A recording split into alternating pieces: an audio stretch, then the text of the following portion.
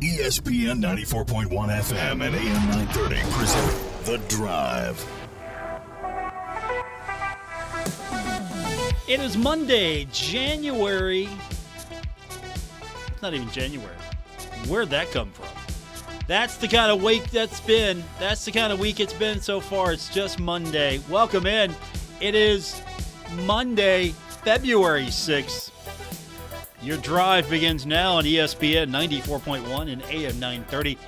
I am your host, Paul Swann. See, that's where we are right now. This has been my week so far. I don't want to say that's because Marshall lost on Saturday. It set me off for the last couple of days, but I'm going to use it. I'm going to use it as the excuse. So we're going to get your text in this hour, 304-396-TALK, 304-396-8255. I just haven't had a good speaker. I'm going to be honest with you. I haven't had a good sports week. Now, the only thing good that's been going on right now, I mean, Marshall did win on Thursday, and the Marshall women are on a 5-game win streak. How about that? So we've got some good things happening, but on Saturday, the men fell to Louisiana 77-67. So Marshall's now 19-6, 8-4 in league play, while Louisiana improved to 20-4, 10-2 in league play. And we're going to talk about that here this hour with your text at 304-396-TALK, 304-396-8255. We'll get your comments in. Now that we've had a couple of days to kind of take it in, how are we feeling about it? Are we okay collectively? We going to need this Monday therapy session to talk about this? Is that where we're at right now? Because we got some things to break down. We have some things that need to be, we need to talk about. First of all, Jordan Brown is real. I'm going to use Coach Huff terms. Jordan Brown is real. 26 points against the Herd, 10 of 19 shooting, had 14 defensive boards alone, 6 on the offensive glass. Marshall as a team rebounded 25 times. Jordan Brown 20 times, and Marshall got out-rebounded 47-25. So that's a big one that needs fixed. I don't even remember Greg Williams Jr. He had 20 points in this game, but I don't remember him. I was focused on Jordan Brown so much. And Themis Folks, he had 12, and I don't remember him as well. He had 7 assists. And the thing about Marshall is points in the paint, Louisiana dominated there, 48-30. Points off turnovers, that helped keep Marshall in the game, but Louisiana still won that battle 20-18. Second chance points, 15-7 in favor of Louisiana. Of course, you get rebounding. When you have an opportunity to rebound, Marshall only had 8 offensive rebounds. Louisiana had 16. So I wasn't expecting much in that category. Fast break points. Again, this is, in my mind, always a Marshall stat, but it was not. 22-6 in favor of Louisiana. Bench points really didn't matter. You know, when we had the postgame on Saturday night, some of you were mad. I don't know how to put it. Concerned. There you go. That's probably the better term. Some of you were concerned that Marshall just didn't use its rotation, that Marshall did not decide to, for whatever reason, use its rotation. So what do we have here? We have a short bench. Andrew Taylor had 38 minutes. Micah Hanlogden had 28. Camden Kerfin had 38. Tavion Kinsey had 39. Obina Anachili Killen had 27. And then Wyatt Fricks and Jacob Connor got some minutes as well. Obina had 3 fouls at one point. Camden Kerfman had 4 at one point. Micah Hanlogden fouls out with 5. Tavion had 3 fouls at one point.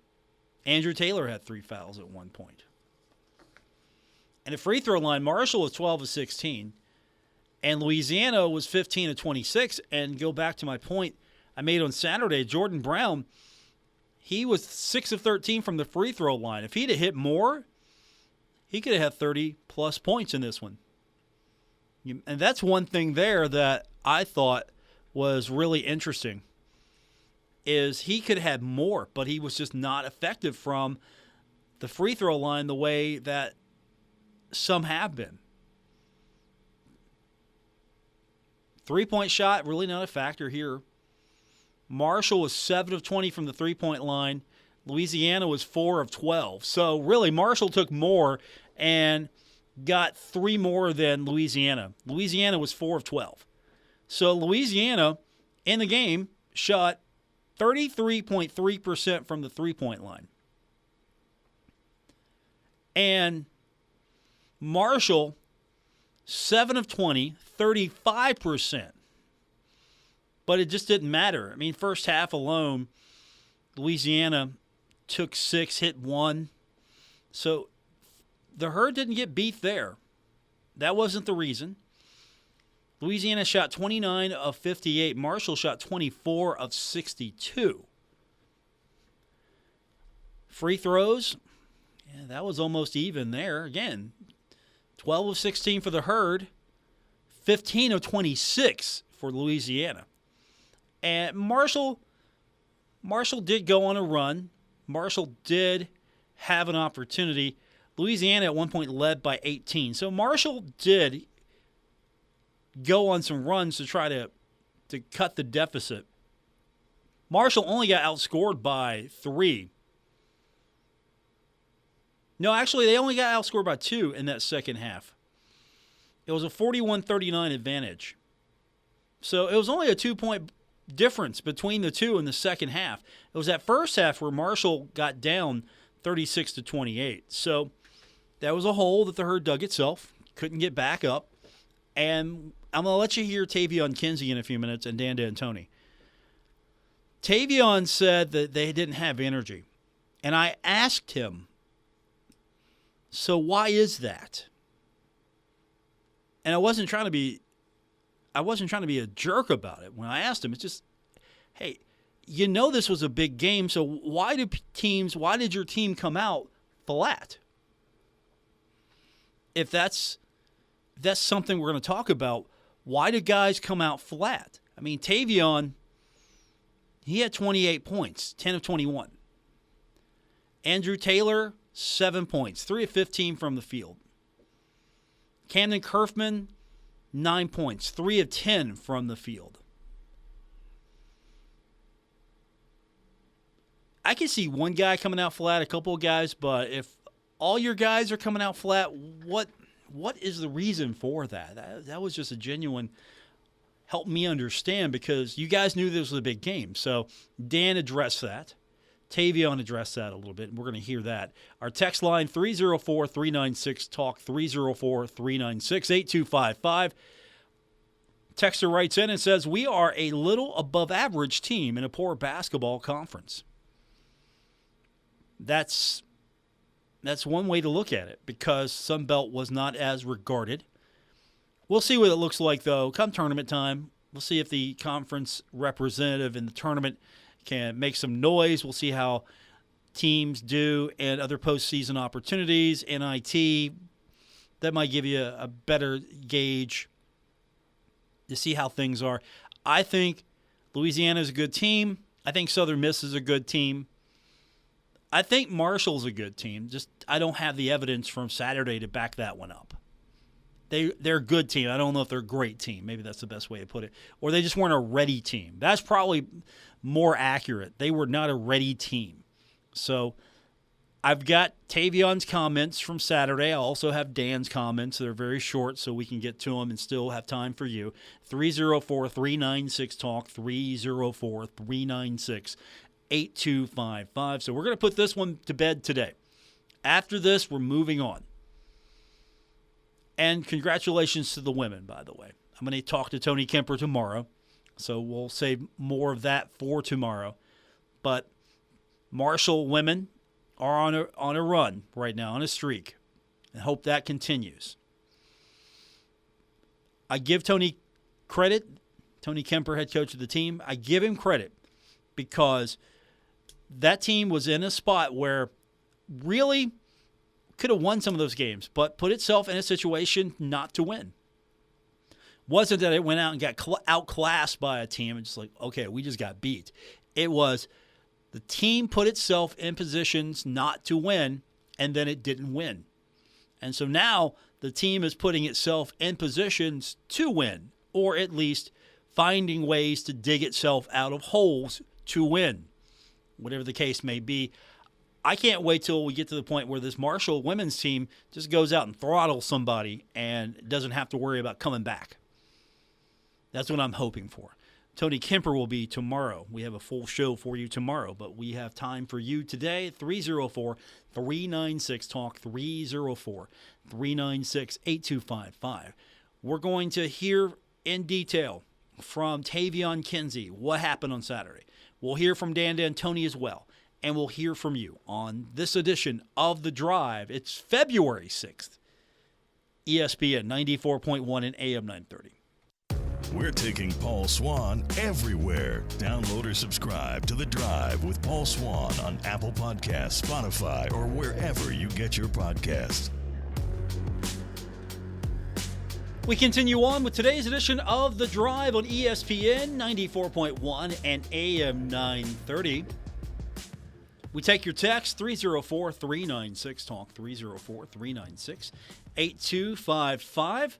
Our text line is open to you, and let's go to that here in a few minutes. But first, I want to hear from Tavion Kinsey. That's the first thing I want to address. Tavion in the game, 28 points, 10 of 21 from the field. He was 1 of 2 from the three-point line, 7 of 10 from the free throw line. He was out there 39 minutes. Ultimately, he ended up -9 in the contest. If you understand what the plus and minus means, you know that he was out there where the other team scored more than he did as a team. So look at Louisiana. Most of their players, their bench players are in the minus. Their starters are in the plus. So Jordan Brown, plus 17. So he was out there, and when he was out there, his team scored more than the other team. So when Tavion was out there, Louisiana scored more than when he was out there. I'm not talking individually. I'm talking about as a team. So, he's -9. Andrew was -12. Micah was -13. Camden Kerfman was -11. Obina Anachili Killen was -18. And the team didn't look like it was ready to go, maybe. Is that the best way to describe it? Lacks the energy? That was something I asked about that game, and we asked Tavion to talk about it. He basically said that when he was asked, what was it about Louisiana, he said clearly, so everyone could hear, that was a Marshall issue. That was not a Louisiana issue. It's a good road win. We came out a little bit flat. And that is not the right cut. So we'll get to that here in a few minutes. Let me move on to other cuts. Let's see if I have them here. Because, again, it's Monday. And as I told you earlier, coming into this thing, it has all the feels of a Monday. Absolutely has all the feels of a Monday for me. So I'll tell you what, I don't have my cuts queued up properly, so I'm going to get to that in a minute. That means I've got time for you on the text line, 304-396-TALK, 304-396-8255 on this Monday of Mondays. Our text line, let me see if I can address this one. Texter says, not a fan of Kemper, leaving it at that, but why does no reporter ever ask tough questions of Dan? Klein in charge of bigs, and none ever progress, only regress. Obina should not be taking threes. Early should see the floor more. He'll likely transfer. Dan refuses to go zone with quicker guards, and they eat him alive every time. He also refuses to fight for better recruits. Nothing coming in to Stan Kinsey, and no confidence the freshman will be developed. Hope Christian does the right thing for the program. Greg Marshall still out there. So Marshall's 9-6, 8-4. Right now, third place in the conference. Would your stance change if Marshall wins the conference? I don't think the regular season's going to happen. I think the tournament is more likely what's going to happen here. Do you see the rest of the way being above average, average, below average here? And do you think, and truly, I want to know, do you think that after this season it's time for Dan D'Antoni to go? That's what I want to know. 304-396-TALK, 304-396-8255. Do you think that this Louisiana game is an indicator of Marshall's good but not great, it's time to make a change? Or is this just one bump in the road? Because let's be honest, college basketball is changing. The transfer portal is going to make things more difficult if you don't know how to navigate it. Seriously. I mean, think about this for a second. Every player you have on this team now, not happy with the situation, can opt out, go elsewhere, can transfer. Gives players the freedom because coaches can go anywhere. They can leave, so players now have that opportunity to do so as well. So Texas hoping that Greg Marshall comes back and coaches Herd basketball. And so why does no reporter ever ask tough questions? Sometimes it's kind of hard to do so on Zoom, but I'm not gonna make excuses, and I can't really explain why other reporters don't ask questions that you think should be asked. So what are some of the questions we should be asking? I'll entertain that. What are some of the questions that we should be asking? And I mean, I include myself. I include the TV stations when they're covering the post game. I'm including newspaper, student radio. What should we all be asking right now as a media corps? What are the questions that we need to ask? 304-396-TALK, 304-396-8255. Okay, I got everything queued up now as we speak. Let's go back a step. Tavion Kinsey, 28 points. Was it enough when asked about what was it that was challenging about Louisiana? Here's what he had to say. It was us. We came out flat. You can't come out flat. It was their senior night. We came out flat on their senior night. We came out flat in front of it looked like a sold out crowd. You know, you can't walk into somebody else's gym and think that you're gonna be able to turn it on and turn it off. It starts with me. I'm the leader. I didn't come out with the best energy as a leader to pass it through my team. So I take full responsibility for that. But we try to turn it on in the second half, and you can't do that. Not especially with not a team like this. They're a great team. They played well together. They executed their stuff, and we just didn't play our basketball in the first half. We didn't press. We didn't come out with energy. We didn't get up in them. We didn't run in transition, and then we tried to in the second half. But sometimes it's a little too late for that. Tavion, what causes that coming out flat? I mean, it was a big game. You knew that. You told us it was a huge game. So what was it that maybe caught you in the first half where you tried to turn it on the second half? I think it's just a mental thing. I think it's something that you got to want. You got to know that when you're walking into a game like this, you can't pick and choose when you're going to turn it on and off. You know, nobody's that good. Not me, not anybody on this team is good enough to turn it on and off. And, you know, you can't walk into a team that's 8-2, 9-2. And think you're going to just walk in here and be able to turn it on in the second half, and then we can come back and win every game. You know, they battle, and also they beat us on the glass in the first half really, really bad. You know, they punked us. They wanted it more than us in the first half, and we tried to turn it on in the second. But I think it's a mental preparation thing. It takes the night before, the day before, being prepared before the game, and you can't prepare when the game starts. It never goes well for you. What do you take away from this to come back better? Just take away that you can't start out flat. You gotta bring it every single night. You gotta bring it every single game. You gotta come out and want it. And whoever wants it in the end is gonna win the game. And they wanted it more than us in the first half. And you know, they made some plays in the first 4 minutes of the second half, and that's usually our winning time. We didn't win in that part. we battled and we fought, but you can't always try to battle and fight your way and scratch your way back, especially with a team like this and they're on their home floor. So what we take away is just being prepared at all times. It doesn't matter if it's 2 days before, a day before, it doesn't matter. I think we were high off the win that we got at App State, and we got to put that behind us, learn how to put that behind us and move on to the next game and be prepared for that. So I think that's what we walk away with and we learn, and we'll apply that in the future. Yeah, they are one of the better teams in the Sun Belt, the best team in the Sun Belt at keeping other teams off the boards. What do they do so well down near the basket that helps them dominate rebounding?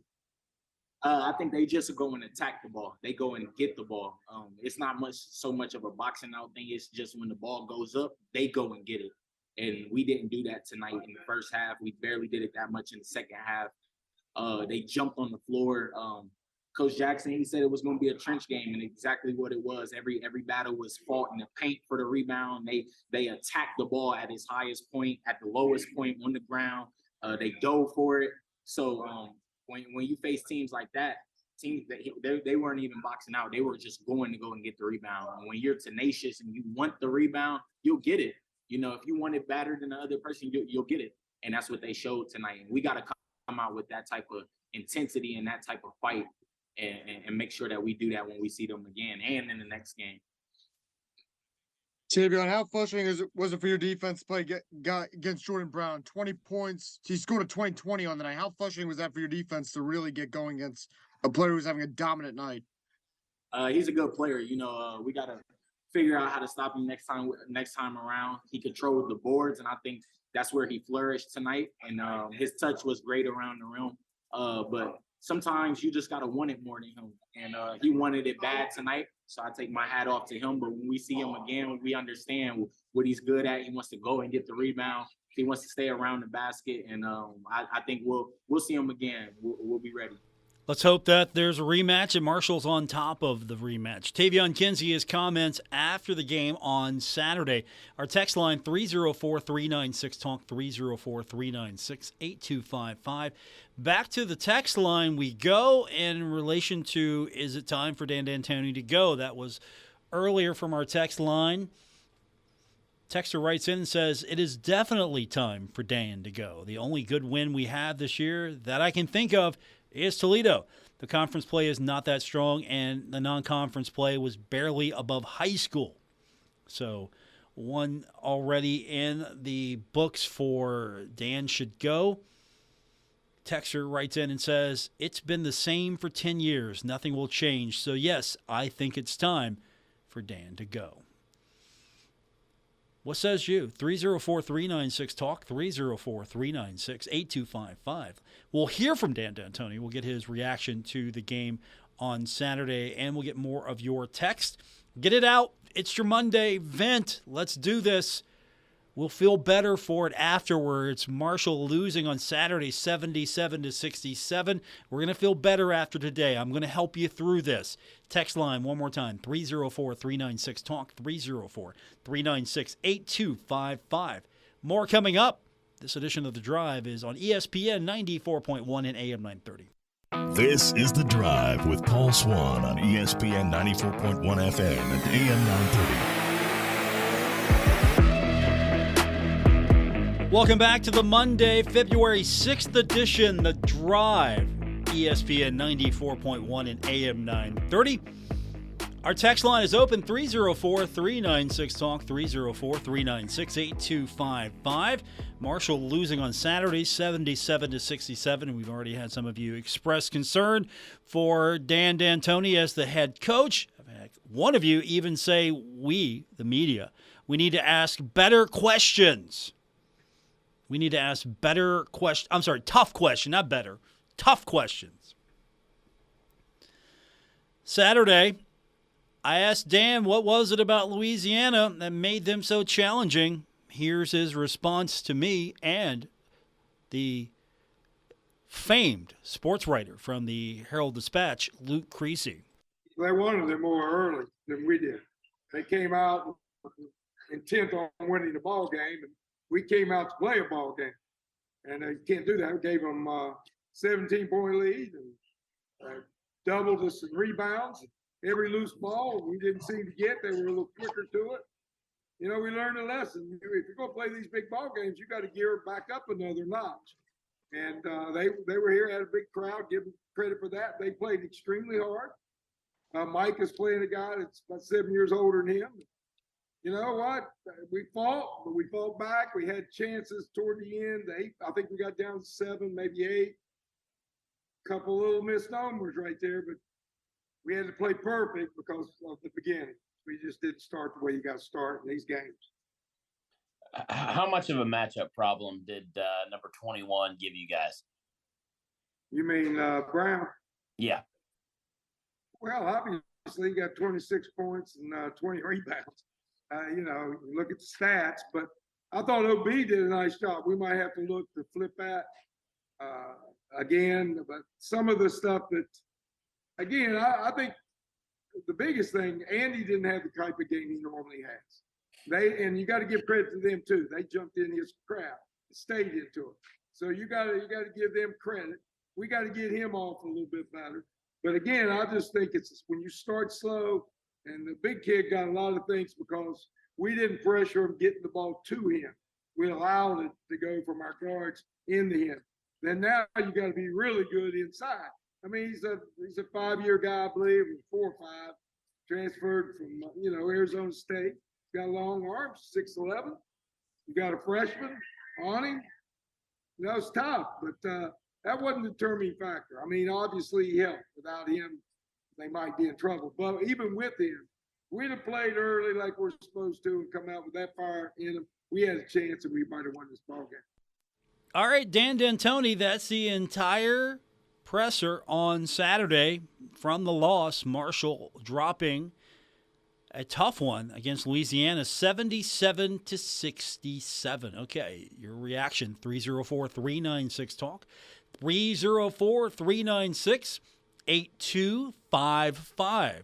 Marshall hopefully will get the bounce back coming up this week. And don't forget, tonight, for those of you listening live, you can tune in to the Dan D'Antoni call-in show. You can find out what the coach has to say, and that is coming up tonight, 7:05, right here on ESPN 94.1 and AM 930, and on 93.7 The Dog. So we've established that Jordan Brown is pretty good. We established that Andrew Taylor did not have an Andrew Taylor night. Camden Kerfman, 3 of 10. And I think foul trouble's always going to plague this team. That's going to hurt. I honestly think we need to see more of Obina and Achille Killen on the floor. And we got a good dose of him on Saturday night, but we need more of him. And I will say this, and it comes back to bite me every time I say it, so I'll say it again. I'll go out and put it out there. When Obina has a bad night from the three-point line, 0 of 3. Okay, so Obina's throwing balls up, 0 and 3. Now, Dan might say, look, you gotta take those shots because they're not going to respect him if – and he's got to make them, but he's also got to take them or they're not going to respect him. They're going to pack it in. But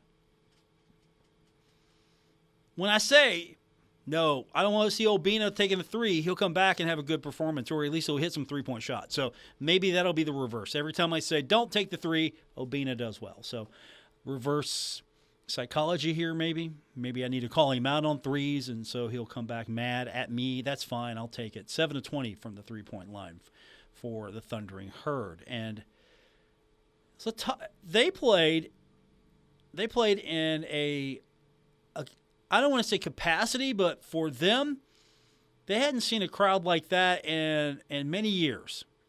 So they had a packed place for Louisiana. By Louisiana standards, packed place. Hadn't seen that crowd in a long time. For the Herd. Dan said this the other night, that App State, for them, doubled their crowd.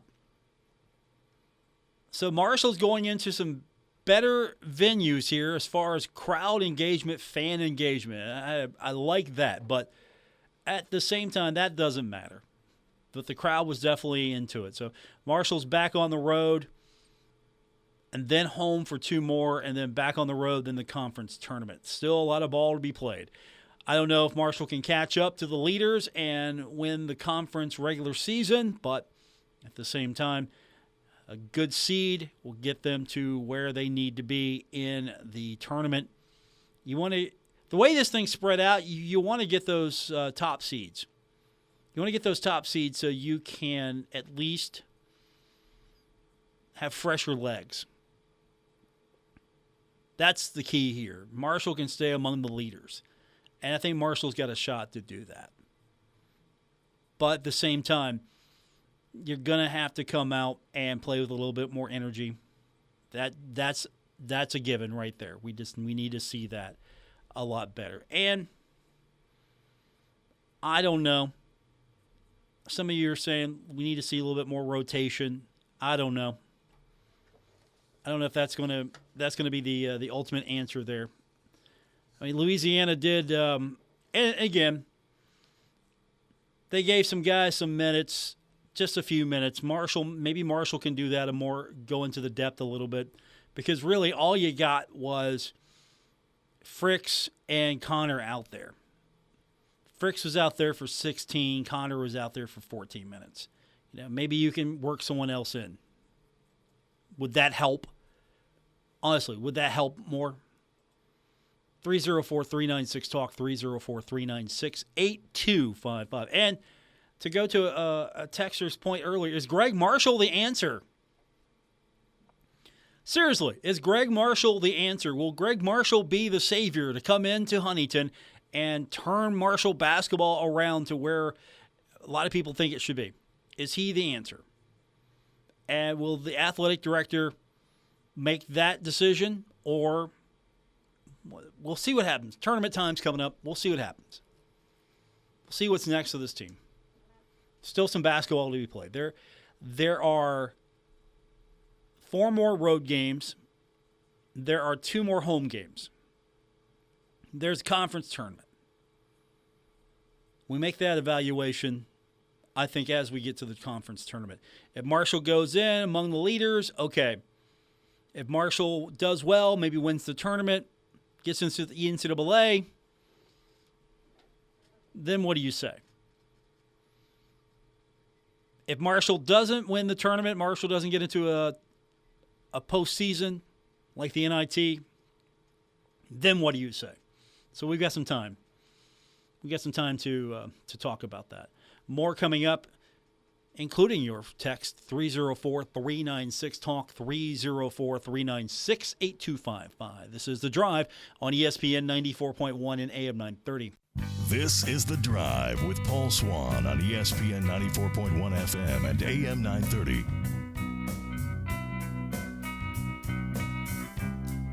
Welcome back to this Monday edition of The Drive. It is February 6th, and personally, it feels like a Monday. It just feels like Monday and then some. I hope you're having a better go of it.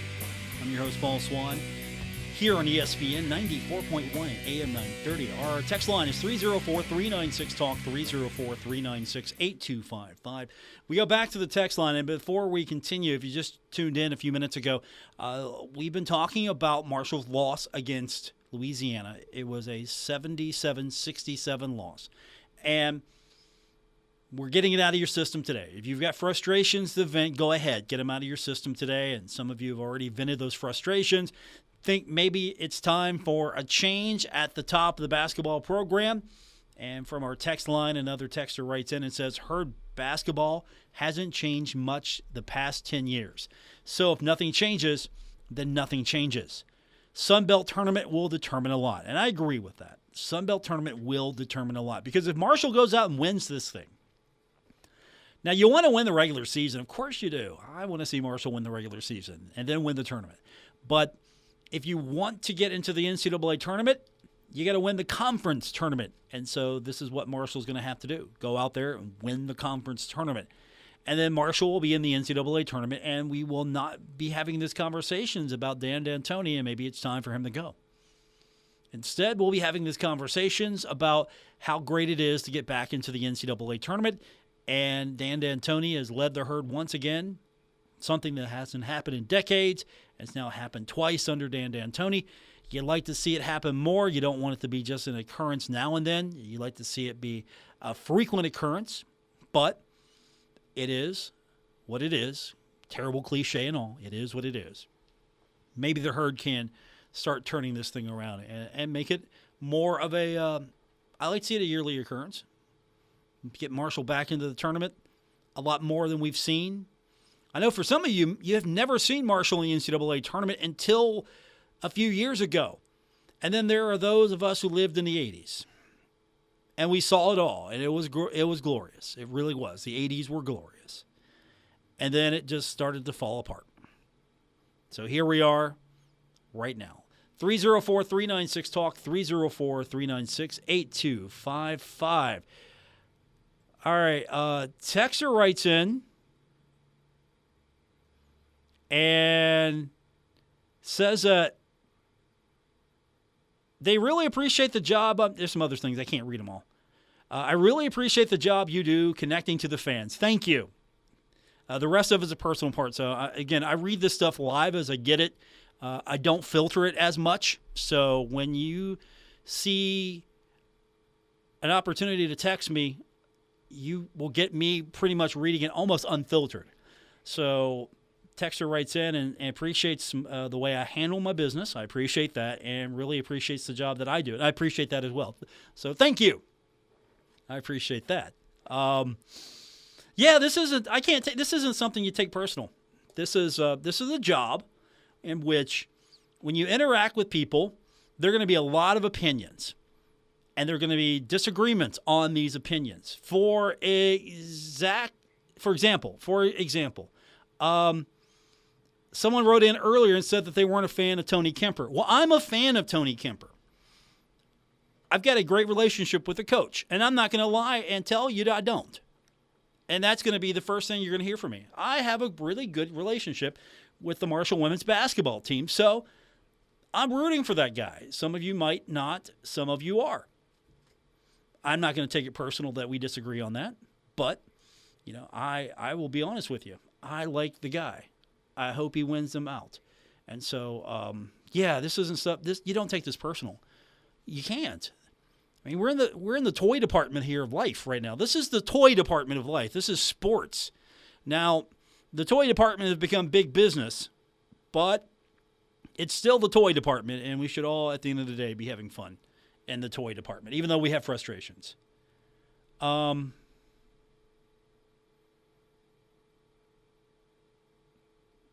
got to edit this one.